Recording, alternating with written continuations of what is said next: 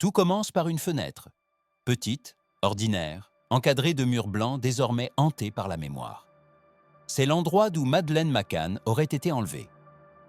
Quelques mètres plus bas se dresse un mur de plus d'1,50 m de haut, rugueux et silencieux, séparant une chambre d'enfant de la rue ouverte. Imaginez quelqu'un escalader ce mur dans l'obscurité, soulever un enfant endormi sans un bruit, semble improbable. Et pourtant, cet acte impossible est devenu le fondement de l'une des disparitions les plus tristement célèbres de l'histoire moderne. Lorsque les enquêteurs ont étudié pour la première fois l'appartement 5A du complexe Ocean Club à Praia da Luz, ils étaient non seulement confrontés à une scène de crime, mais aussi à un reflet du comportement humain. Comment le confort aveugle la prudence? Des parents, entourés d'amis, dînant à seulement 50 mètres de là, se sont convaincus qu'ils étaient suffisamment proches pour être en sécurité. Le complexe lui-même, commercialisé comme un sanctuaire pour les familles, était bâti sur cette même illusion. Il n'y avait pas de clôtures assez hautes pour dissuader les intrus, pas de caméras de sécurité, pas de gardes patrouillant les chemins étroits, bordés de haies fleuries. Cette nuit de mai 2007, l'air était chaud, le ciel calme et le sentiment de sécurité trompeur. Chaque adulte du groupe des tapas vérifiait à tour de rôle leurs enfants, toutes les demi-heures, revenant toujours au rire, au vin, au confort de la routine. Mais la sécurité, comme les criminologues nous le rappellent souvent, n'est pas un sentiment, c'est une structure. Et cette structure présentait des fissures. La porte coulissante laissée déverrouillée, la fenêtre légèrement entr'ouverte, la chambre trop proche d'une ruelle, trop loin du regard d'un parent. Ce qui a disparu de l'appartement 5A n'était pas seulement un enfant, mais la croyance fragile que la sécurité pouvait exister sans vigilance. Cette illusion, le sentiment que rien ne pouvait mal tourner, deviendrait le complice silencieux de cette histoire. Pour comprendre comment l'impossible est devenu possible, il faut d'abord parcourir la géographie de l'Ocean Club lui-même. C'était un lieu conçu pour la facilité, non pour la prudence. Un labyrinthe de bâtiments bas blanchis à la chaux, reliés par des chemins tranquilles, des jardins et des cours faiblement éclairés. L'appartement 5A, où séjournaient les McCann, était situé au rez-de-chaussée, donnant sur une cour intérieure et un petit patio arrière. De ce patio, un étroit sentier menait vers le village, abrité par des arbustes et un muret. La chambre des enfants avait une fenêtre donnant sur une ruelle latérale. Une architecture ordinaire, destinée aux loisirs, était devenue, sans le savoir, un plan de vulnérabilité. L'entrée principale de l'appartement donnait sur un parking ouvert. La porte arrière, une porte coulissante en verre, était souvent laissée déverrouillée car elle ne pouvait être ouverte que de l'intérieur une fois fermée. Une petite commodité qui, avec le recul, a eu un poids tragique. N'importe qui passant par là ce soir-là aurait pu simplement la faire glisser ou atteindre l'intérieur par la fenêtre. Dans la douce lueur des lampadaires, avec le bruit des assiettes qui s'entrechoquaient et des conversations du tapas-bar voisin, le son d'une porte en mouvement aurait pu être absorbé par la nuit. La sécurité du complexe était étonnamment faible. Il n'y avait pas de caméras de surveillance, pas de patrouille de sécurité, pas de clés électroniques traçant les entrées ou les sorties. Les clients et les habitants se déplaçaient librement sur les mêmes chemins. Des gens promenant leurs chiens, des employés traversant les cours, des touristes se rendant à la plage, tous se mêlaient dans un rythme tranquille de confiance. Ce rythme serait plus tard reconnu comme la clé pour comprendre comment un enlèvement a pu se produire inaperçu. En termes criminologiques, l'Ocean Club correspondait parfaitement au triangle de la vulnérabilité. Un agresseur motivé, une cible appropriée et l'absence de gardien capable. La cible, un enfant endormi. Les gardiens, des parents dînant juste assez loin pour n'entendre rien. Et l'agresseur, celui qui a compris cet écart entre se sentir en sécurité et être en sécurité. Le complexe, par sa conception et son atmosphère, a créé les conditions mêmes qui invitaient le danger tout en le déguisant en sérénité. La première explication qui a captivé l'imagination du public était simple, presque cinématographique. Un étranger se glissant par la porte déverrouillée, soulevant la fillette endormie et disparaissant dans la nuit. Mais la simplicité peut être trompeuse. La géographie de Praia da Luz rendait un tel acte à la fois difficile et plausible. Le tapas bar, où les McCann et leurs amis dînaient, se trouvait à environ 55 à 120 mètres de l'appartement 5A, selon le chemin choisi. Pour un parent marchant d'un pas rapide, Il fallait quelques minutes pour atteindre l'appartement, vérifier les enfants et revenir. Pourtant, dans ces brefs intervalles, l'appartement restait sans surveillance. C'est dans l'une de ces fenêtres de temps que quelque chose s'est produit. Entre 21h et 22h, 2 témoins distincts ont rapporté avoir vu un homme portant un petit enfant. La première, Jane Tanner, une amie des McCann, a remarqué un homme marchant près de l'appartement vers 21h15, tenant un enfant enveloppé dans une couverture de couleur claire. Environ 45 minutes plus tard, un autre couple, Martin et Mary Smith, revenant du dîner, ont vu une silhouette similaire marchant vers l'ouest à travers le village, portant également un enfant en pyjama pâle. Ces 2 récits sont devenus le pilier de ce que l'on appelle aujourd'hui l'hypothèse de l'intrus. Lorsque les enquêteurs ont comparé la description des Smiths avec les itinéraires de jogging populaires auprès des résidents et des touristes, quelque chose a fait tilt. Le chemin vers l'ouest, le même que Kate et Jerry McCann utilisaient souvent pour leurs courses matinales, correspondait à l'itinéraire où l'homme avait été vu pour la dernière fois. Il était isolé, familier aux habitants et menait directement à la plage. Ce détail a introduit une possibilité glaçante. L'agresseur aurait pu être quelqu'un qui connaissait intimement le terrain. Peut-être un coureur local ou un client du complexe qui avait déjà emprunté ces chemins, mémorisant chaque ombre et chaque virage. Une telle familiarité environnementale expliquerait le calme observé par les Smiths. L'homme ne semblait ni perdu ni pressé. Il était confiant, posé, comme quelqu'un qui retraçait des pas qu'il avait déjà faits d'innombrables fois. Selon cette théorie, la disparition de Madeleine McCann n'était pas l'œuvre du chaos, mais de la préparation, un acte mené par quelqu'un qui comprenait à la fois la géographie et la psychologie du lieu. Mais au fur et à mesure que l'histoire se déroulait, une idée plus sombre a commencé à émerger. Peut-être que le danger ne venait pas du tout de l'extérieur du complexe. Lorsque le premier choc a commencé à s'estomper, le récit d'un intrus solitaire a commencé à se défaire. Trop d'incohérences, trop de silence, trop de contradictions dans les déclarations des personnes les plus proches des McCann. De cette confusion, une seconde hypothèse, plus troublante, a émergé. Une hypothèse suggérant que l'Ocean Club n'était pas seulement la toile de fond du crime, mais faisait partie d'un système de protection discret. Au centre de cette théorie se trouvait le Tapas 7, le groupe d'amis qui dînait avec les McCann chaque soir. C'étaient des médecins, des professionnels, des personnes instruites avec des vies stables. Chacun affirmait avoir vérifié leurs enfants à tour de rôle cette nuit-là, toutes les 30 minutes. Mais leurs souvenirs ne concordaient jamais tout à fait. Certains n'étaient pas d'accord sur qui a vérifié quand, d'autres sur le fait que la porte du patio était ouverte ou fermée, ou que les stores de la fenêtre étaient relevés ou non. Pour certains observateurs, il s'agissait de lacunes innocentes de la mémoire, naturelles sous le stress. Pour d'autres, cela ressemblait à des fragments d'une histoire répétée et tenue ensemble par nécessité. La psychologie de groupe offre un indice.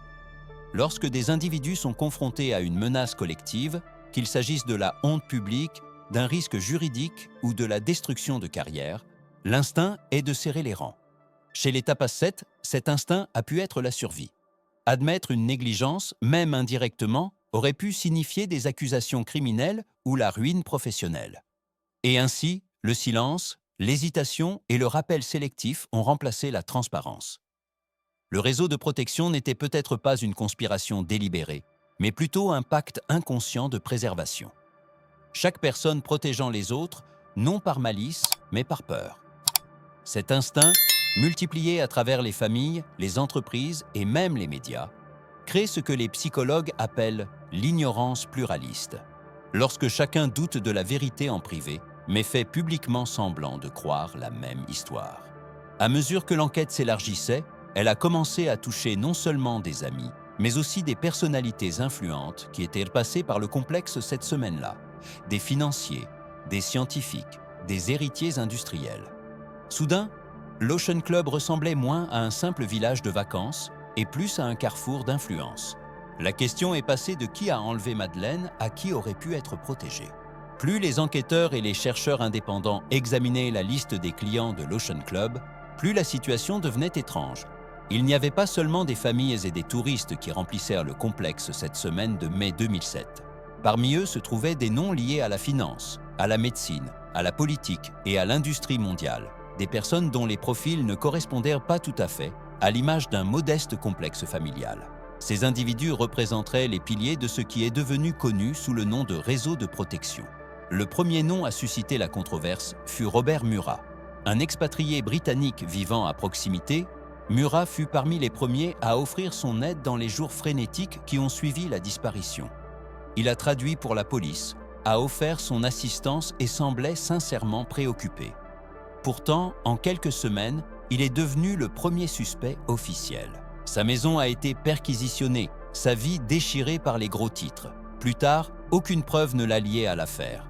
Il a été exonéré et indemnisé pour diffamation. Mais son calvaire a servi un objectif plus sombre, celui de paratonnerre pour absorber la colère publique et détourner l'attention des cercles plus puissants.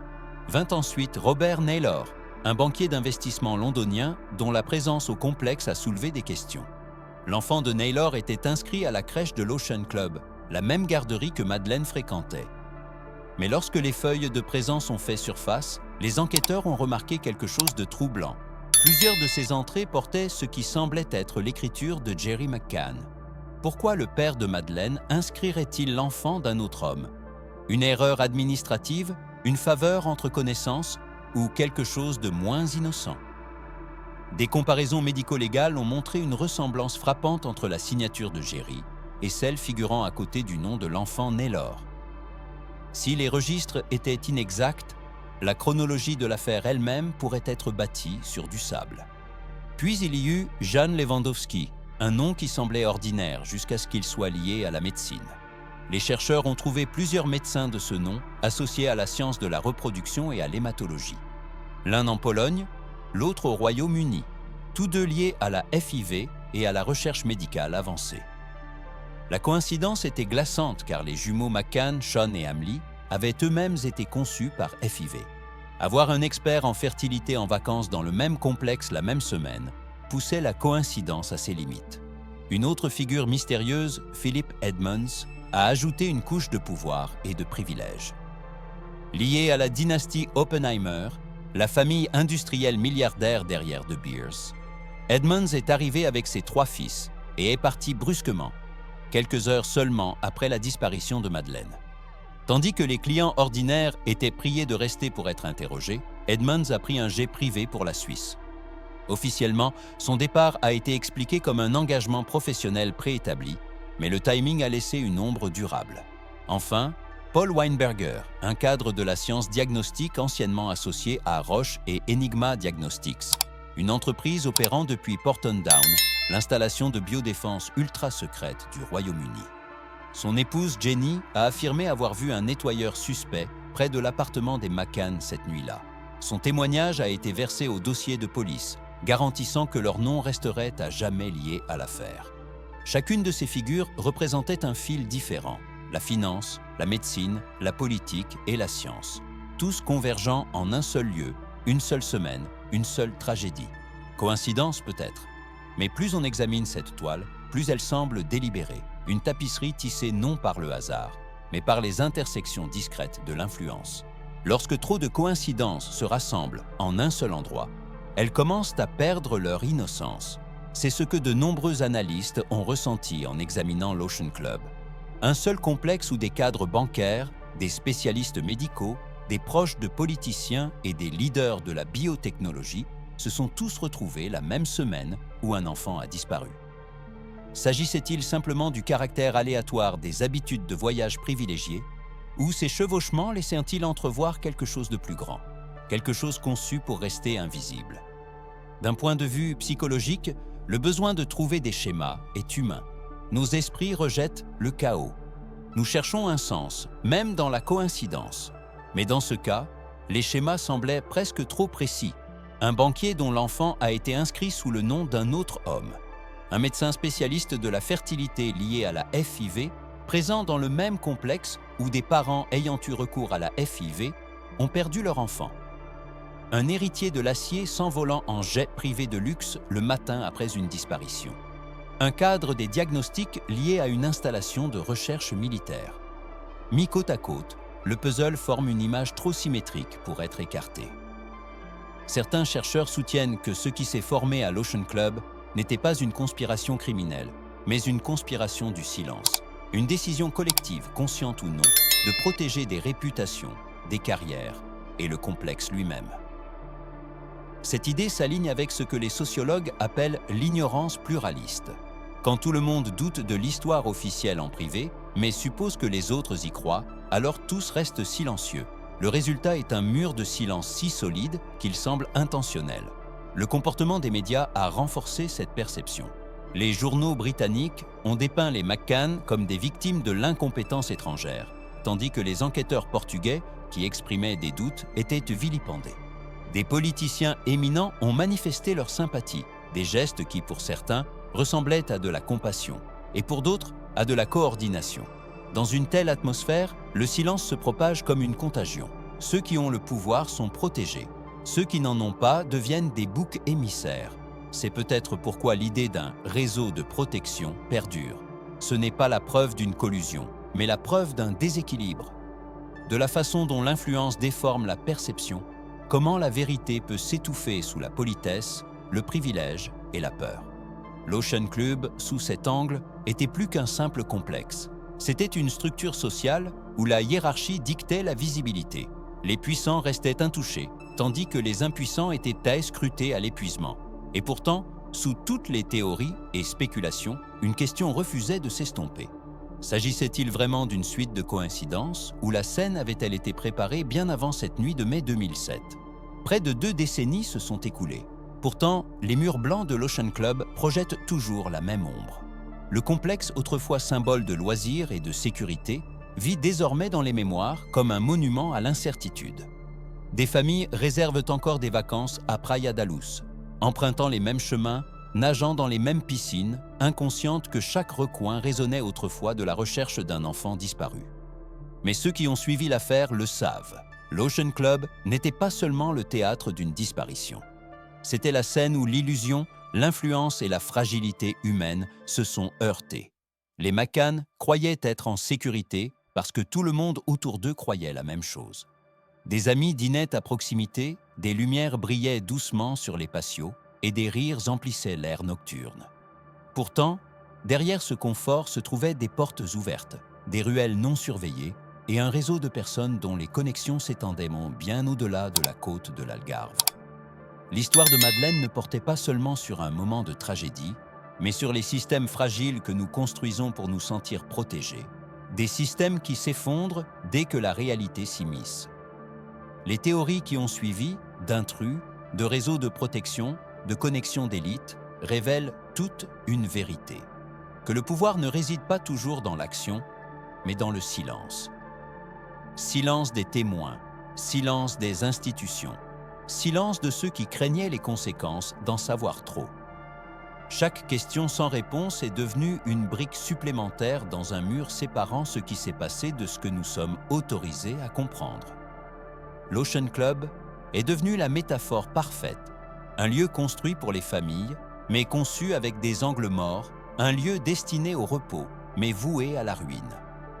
Les mêmes chemins où les McCann faisaient leur jogging pour trouver la paix sont devenus des voies d'évasion. Les mêmes portes de patio conçues pour la commodité sont devenues des points d'entrée pour le désastre. Et les mêmes murs qui protégeaient les clients du soleil ont fini par masquer la vérité elle-même. Au final, la partie la plus obsédante de l'affaire Madeleine McCann n'est peut-être pas le mystère de qui l'a enlevée, mais la facilité avec laquelle la vérité peut disparaître au vu et au su de tous. Au sein de cette illusion de sécurité, l'innocence a disparu. Et avec elle, la certitude que le monde était toujours prévisible, toujours juste. L'Ocean Club demeure, calme et lumineux sous le soleil portugais, ses chambres à nouveau remplies de rires. Mais pour ceux qui se souviennent, chaque ombre là-bas murmure toujours la même question sans réponse. Qu'est-il vraiment arrivé à Madeleine McCann ?